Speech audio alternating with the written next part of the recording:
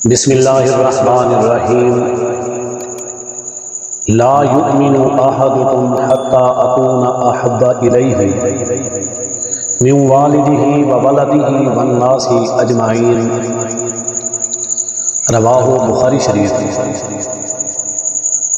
یہ حدیث مبارکہ ایک ایسی انمول حدیث ہے کہ جو ایمان اور کفر کے درمیان میں ایک فصیل ہے۔ یہ حدیث بخاری شریف اور مسلم شریف کے اندر روایت ہے، جس کا مفہوم یہ ہے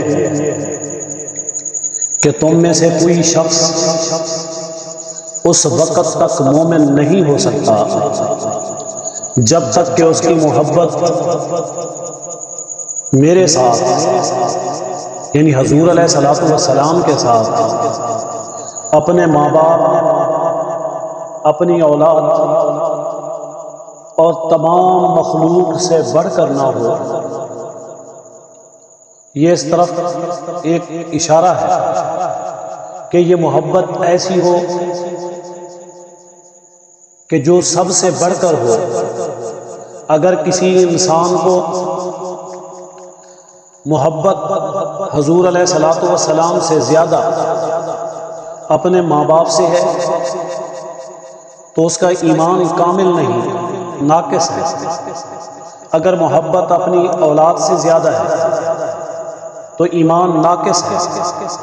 اگر اپنے بہن بھائی، دوست احباب، رشتہ دار، عزیز و اقارب یا مخلوق میں کسی سے بھی محبت اس انداز سے ہے کہ جو حضور علیہ الصلوۃ والسلام سے بڑھ کر ہے تو یہ ایمان کامل نہیں بلکہ ناقص ہے۔